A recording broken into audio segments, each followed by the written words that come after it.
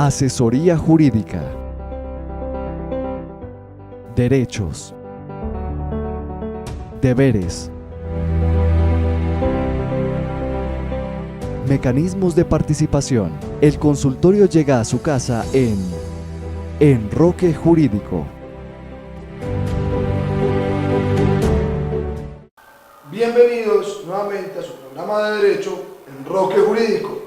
Hoy, al igual que siempre, nos encontramos en compañía de dos profesionales en Derecho, Santiago Bedoya y Eduardo Gómez, y su servidor, Carlos Restrepo. El día de hoy vamos a cerrar el módulo del tema laboral. Lo cerraremos con algunos tips de contratación, qué se debe hacer, cómo se debe hacer y algunas recomendaciones, ya que nuestros próximos programas empezaremos a tratar sobre el área civil, en especial el tema de servidumbres, toda vez de que a través de los correos que nos han enviado y las llamadas que hemos recibido han sido algunos temas de inquietud dentro del municipio. Por lo tanto, en próximos programas ya empezaremos con un módulo de civil.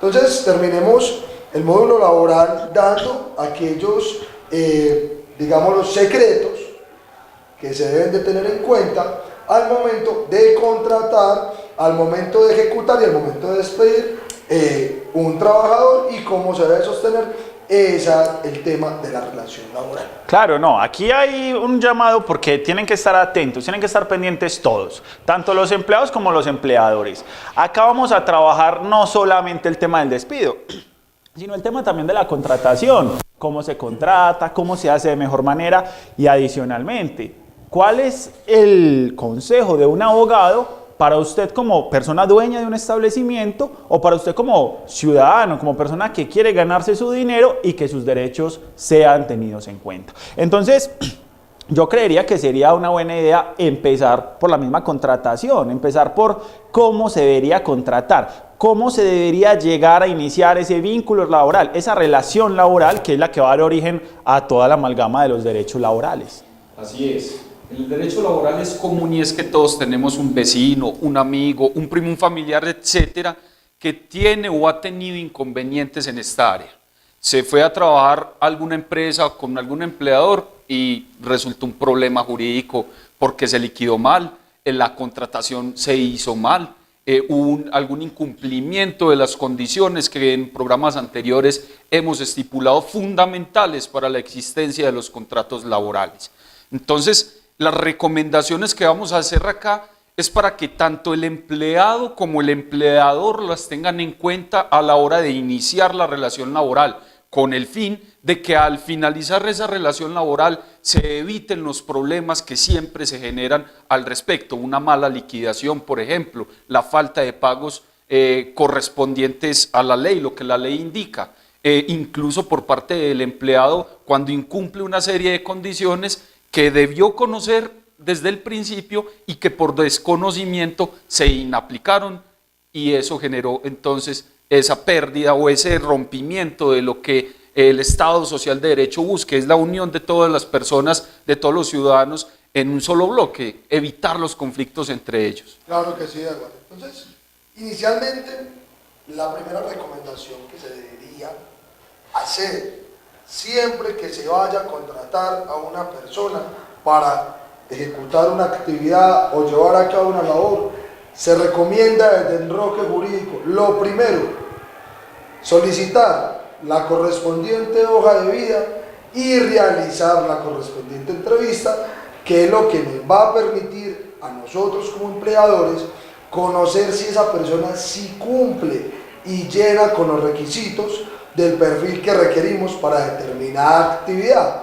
Con eso, que es un estudio previo que hace el empleador y un sondeo de las aptitudes y actitudes que tenga ese posible trabajador o ese pronto trabajador, es de que si realmente va a servir para lo que lo voy a contratar. Claro, y es muy importante darle claridad no solamente al empleador, sino también al empleado. El conocimiento previo de las partes es fundamental en cualquier tipo de contrato. Por lo que si usted es una persona que quiere iniciar a trabajar en alguna parte, tómese su tiempo, estudie qué tipo de empresa es, estudie cómo lo van a contratar, cuáles son las condiciones y sobre todo, y muy importante, para qué cargo y si usted realmente aplica, no solo para que no pierda usted su tiempo, sino que no haga perder el del empleador que está buscando un perfil que de pronto usted no tiene. Ahora, si usted llena los requisitos, entonces acérquese a ese empleador y mire exactamente cuáles van a ser las condiciones para poder contratar. Así es. Los contratos laborales, como bien se ha dicho, pueden ser escritos, pueden ser verbales. ¿Qué recomendamos desde Enroque Jurídico? Que el contrato laboral se estipule por escrito. ¿Sí? Más vale la punta de un lápiz que la memoria de un sabio y es mejor evitar inconvenientes posteriormente por no haberlo estipulado por escrito. ¿Qué requisitos mínimos debería tener esa estipulación contractual en forma escrita? Hombre, primero el reconocimiento de las partes. ¿Quién va a ser el empleado y quién va a ser el empleador? Segundo, el salario que se le va a pagar a ese empleador y la forma en que se le va a pagar, quincenalmente, mensualmente, qué ítems constituyen salario y cuáles no. Dejar siempre muy claro eso, ¿cierto? Tercero, es importante, muy importante siempre poner las condiciones que van a extinguir el contrato laboral. Es decir, bajo qué circunstancias ese contrato va a terminar. Por el paso del tiempo, entonces estaríamos frente a un contrato a término fijo. Si es indefinido, entonces ya se pondrán las condiciones. Obviamente la ley, como ya lo hemos narrado, trae todos los requisitos para la extinción también de ese contrato laboral. Y no menos importante, para los empleadores y sobre todo para el tema que dice Carlos, del conocimiento del trabajador. Periodo de prueba. Si usted va a hacer un contrato por escrito, aproveche, haga un periodo de prueba, respete los términos que ya hemos dicho en anteriores programas y evalúe a su empleado durante ese periodo. Y usted como empleado también aproveche el periodo de prueba para entender si ese cargo evidentemente es para el que usted se quiere postular. Claro que sí, Santiago. Entonces, inicialmente, ya sabiendo y conociéndonos previamente quién va a ser mi empleador, quién va a ser el trabajador, un periodo de prueba, también se recomienda de entrada mandarle a hacer al trabajador el correspondiente examen médico. ¿Que lo debe hacer quién? Un médico laboral. Otro examen de otro profesional de la salud que no esté especializado, que no sea un médico laboral, no nos va a servir para un posterior proceso judicial en donde nos vamos a encontrar, vamos a ver inmersos en una problemática jurídica por el hecho de saber si ese trabajador cuando ingresó tenía o no tenía cierto tipo de afecciones o de enfermedades. Por lo tanto, es importante siempre saber el estado actual de salud de ese trabajador, cosa tal de que si yo sé que tiene una enfermedad, yo solamente responderé por las que quiera alrededor y al interior de la labor que está desempeñando. Las que ya estaban con él, las discapacidades que ya tenía anteriores a esa relación laboral, me exoneraré con ellos. Pero si no lo hago, ya será un tema probatorio y será más difícil para el empleador en este evento. Carlos, es muy importante, ahora que estamos hablando del tema del examen médico, también darle un tip, darle una claridad a todos los trabajadores que se van a someter. Y es, en ese examen médico no se pueden vulnerar unos derechos fundamentales como son la intimidad. ¿Y eso referente a qué? Exámenes de VIH no están permitidos. La Corte Constitucional ya lo ha dicho en varias ocasiones. No se puede buscar en el examen si la persona tiene VIH o no. Eso ya entonces es una cuestión de intimidad del sujeto. Y adicionalmente los exámenes de embarazo. Aquí hay que hacer una claridad y es que desde la buena fe, si una mujer sabe que está en embarazo, deberá decirlo desde la misma entrevista de trabajo. Pero no se puede un empleador buscar a través de los exámenes de sangre si la mujer está en embarazo o no para contratarla o no, porque entonces estaríamos en una cuestión de discriminación. Indudablemente que sí, Santiago. Entonces, bajo estos derroteros, entonces ya tenemos de que ya nos conocimos, ya sé el estado actual de salud de esa persona, como dijo Edward, vamos a estipular un contrato, sea término fijo indefinido, pero por escrito, con unas condiciones exactas, puntuales, de qué nos va a regir dentro de nuestra relación laboral.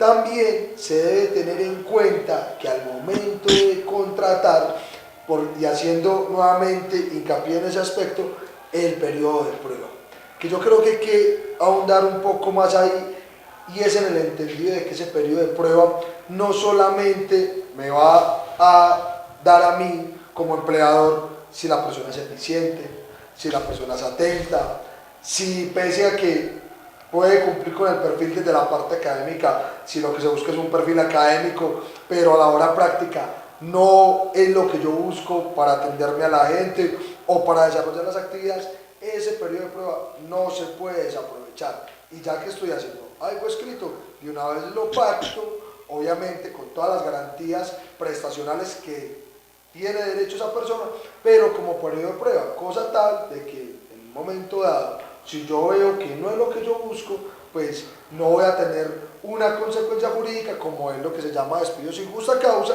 donde voy a tener que indemnizar a ese trabajador porque vivió sin un cumplimiento al contrato. Así es.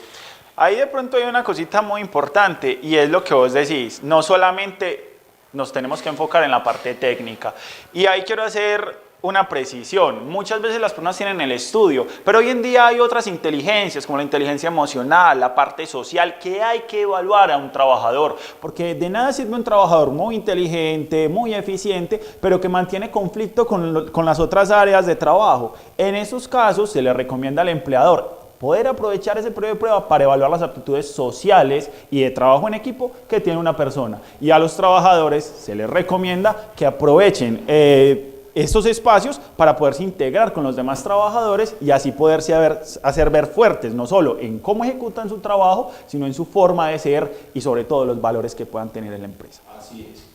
Una vez comienza la labor, una vez comienza a ejecutoriarse ese contrato laboral, como ya se ha mencionado, se aprovechó, que es lo que reiteramos, se recomienda el periodo de prueba.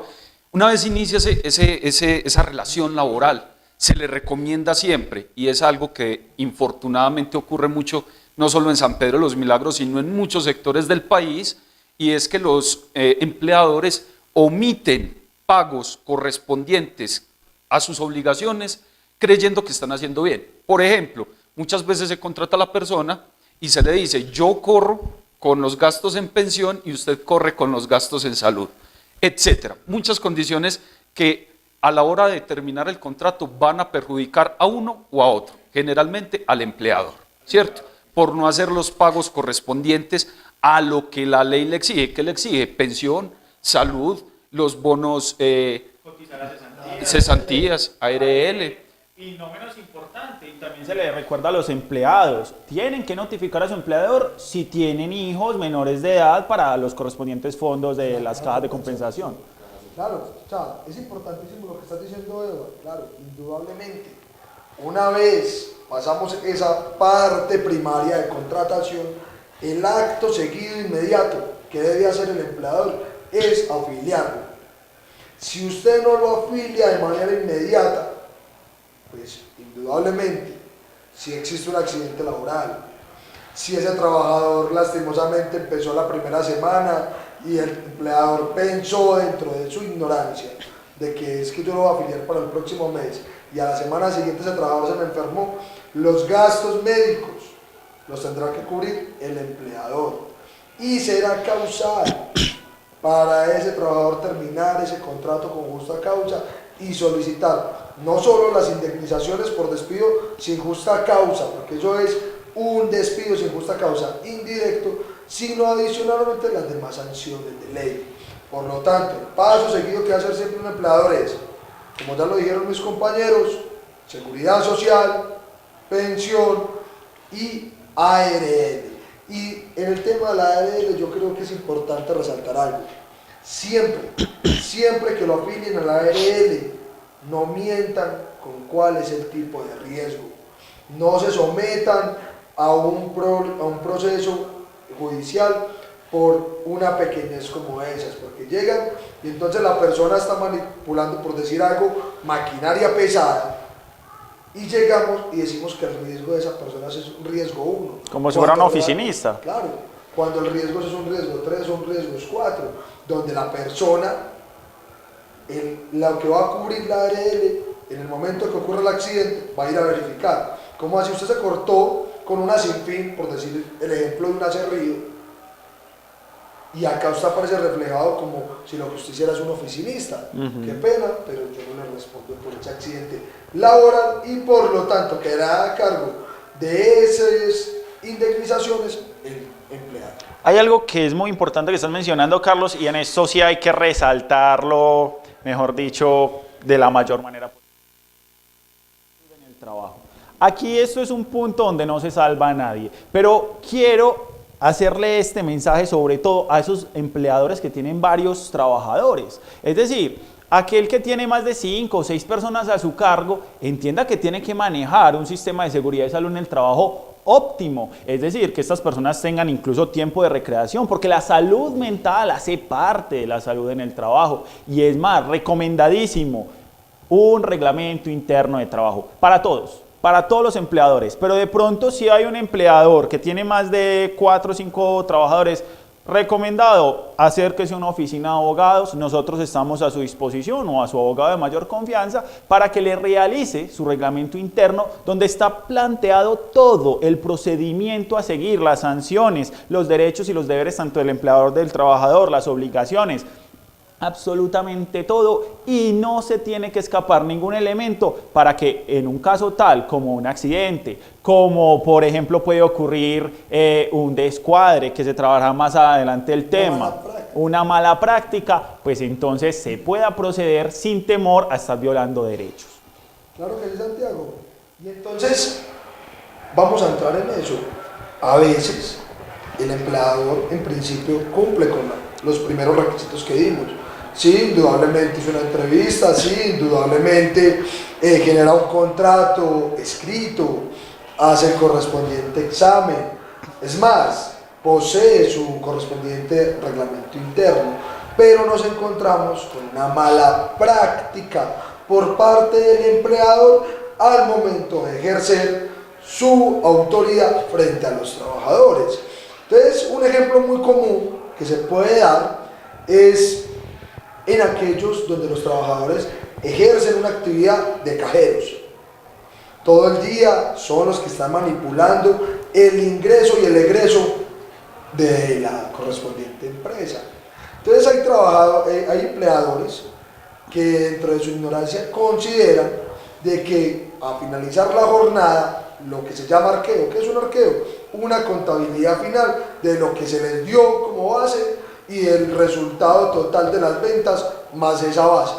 Entonces ellos llegan y recogen el dinero. Ah, listo, señor trabajador, mañana le digo si se descuadró o no se descuadró. Eso es una mala práctica. Es una mala práctica. Empezando, primero, si estuvieron atentos a nuestros programas anteriores, siempre se ha dicho, el trabajador no asume ni comparte ni solidaria ni de ninguna forma las pérdidas cuando es en ejecución de las labores por las cuales se contrataron. Y dos, si lo que se presupone es de que esa pérdida o ese descuadre es a través de lo que se puede llamar un hurto, el procedimiento no se descuenta, jamás. Y tendrá que iniciar los correspondientes protocolos, denuncias, control interno y denuncia posterior a las autoridades competentes para proceder a un despido. Entonces, trabajadores, si ustedes de pronto se encuentran en una situación similar donde su empleador está haciéndolo asumir pérdidas, donde su empleador le está haciendo arqueos de esta forma, ¿y por qué somos incisivos en los arqueos?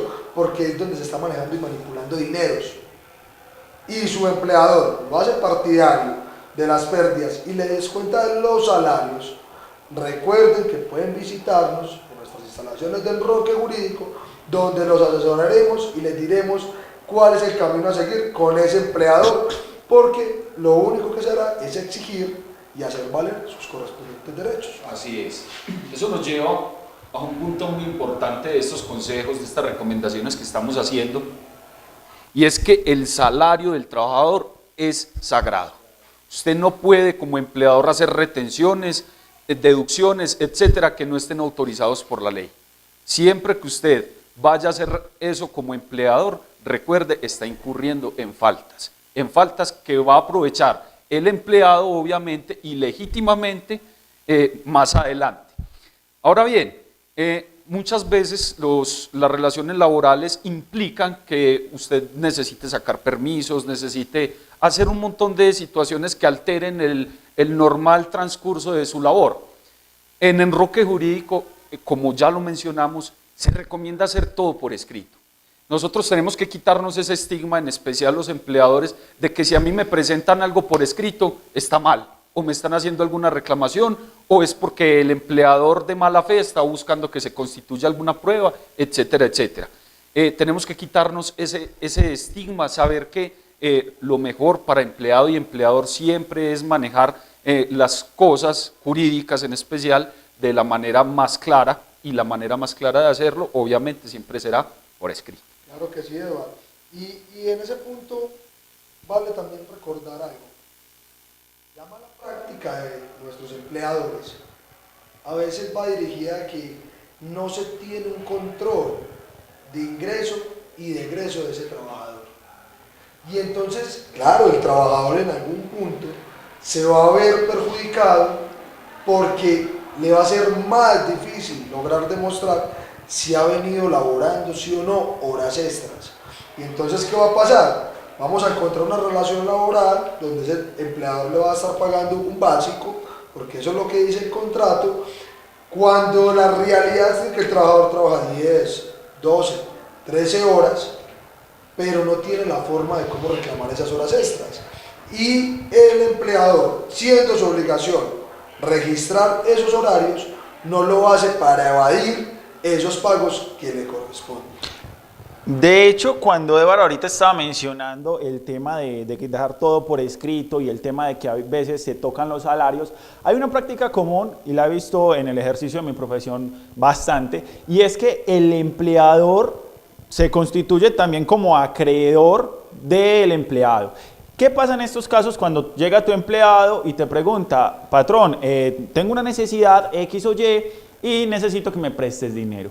Obviamente, dentro de las relaciones contractuales se puede prestar dinero, nunca hemos dicho que no, y de hecho el mismo código lo trae, la concurrencia y coexistencia de contratos, pero siendo puntuales hay que precisar que una cosa es yo prestarle dinero a un trabajador y otra hacerle un descuadre y un descuento del salario para poderme pagar. Yo no lo puedo hacer. Es decir, si yo tengo un trabajador y le presté dinero, no puedo a fin de quincena decirle, me estoy pagando con lo que te presté. Es imposible, ese dinero, como lo decía Eduardo, es sagrado. ¿Qué se recomienda? Mucho más fácil hablar con el empleado y de pronto organizar un adelanto de su quincena, donde la persona legalmente va a estar de acuerdo con esos emolumentos. Ahora, desde el tema de dejar todo por escrito y sobre todo para permisos, idas al hospital, etcétera, a los empleados, este consejo va directo hacia ellos y a los empleadores también, pero más que todo a los trabajadores. Siempre soliciten sus incapacidades y háganlas llegar lo más rápido posible a la persona de gestión humana o a su empleador directamente, que sepa en qué circunstancias se encuentra usted. Porque si usted se pierde y con justa causa el empleador no sabe que usted se encuentra, sea enfermo, sea incapacitado, pues entonces él presumirá que usted dejó abandonado el puesto y eso daría lugar a una terminación del contrato con la justa causa. Así es. Para terminar, los contratos laborales, cuando culminan, hombre, empleadores, liquide. Es muy común que a nuestras instalaciones lleguen empleados a decirnos, hombre, yo terminé mi relación laboral hace 1 año, 6 meses, 2 años, etcétera, y no me han liquidado. No me han entregado la plata que por ley debieron entregarme al momento de la terminación del contrato laboral. Recuerde, señor empleador, cada día que pasa sin usted pagarle esa liquidación al empleado genera una sanción, que la trae el artículo 65 del Código Sustantivo del Trabajo y que entre más tiempo, más onerosa. Así es. Ese es, entre otras palabras, por decirlo, el coco del empleado. Ese es el susto. Cada día que pasa, usted va a tener un empleador fantasma. ¿Por qué? Porque le va a tocar pagar un salario de un día a esa persona por cada día que pase desde que usted la liquidó, o mal liquidada o no la liquidó. Entonces, Ojo con eso, es realmente muy relevante al momento de liquidar. Primero, empleadores, tengan un paz y salvo a mano, que el empleado firme el paz y salvo, y empleado, no firmen paz y salvo si no le están dando la totalidad de su dinero. ¿Qué se recomienda? Vaya donde un abogado, acérquese a una instalación de un profesional para que le realice su correspondiente liquidación y le diga a qué tiene usted o no derecho, ¿cierto? Y lo mismo a los empleadores, no hagan liquidaciones de afán, no hagan liquidaciones con calculadora de mano. Hay mecanismos, hay profesionales que les pueden colaborar. Es una consulta que, créanlo, les va a ahorrar dolores de cabeza. Indudablemente sí, Santiago. Entonces, acá en las instalaciones del Enroque Jurídico los estaremos esperando para que en aquellos casos donde tengan más inquietudes las podamos ampliar y resolverlas. Lo más importante, como ya lo dijeron mis dos compañeros, liquiden bien. Hagan la liquidación bien con un profesional que se dedique a eso, sea abogado o sea contador. De lo contrario, ninguna otra persona, por más que trabaje en alguna dependencia, sea pública o privada, que no tenga esta formación, no es apto para realizar una liquidación, porque se van a encontrar con liquidaciones mal hechas, de afán, que no cumplen los requerimientos de que exige la ley y por lo tanto va a estar perjudicando a una u otra parte porque no son conocedores del área. Entonces, los esperaremos nuevamente en Enroque Jurídico por San Pedro TV. Recuerden seguirnos visitando en nuestras redes sociales, escribirnos al correo que aparece en pantalla y los estaremos esperando en nuestras instalaciones ubicadas en el Centro Comercial El Faro de San Pedro Los Milagros, en la oficina 210.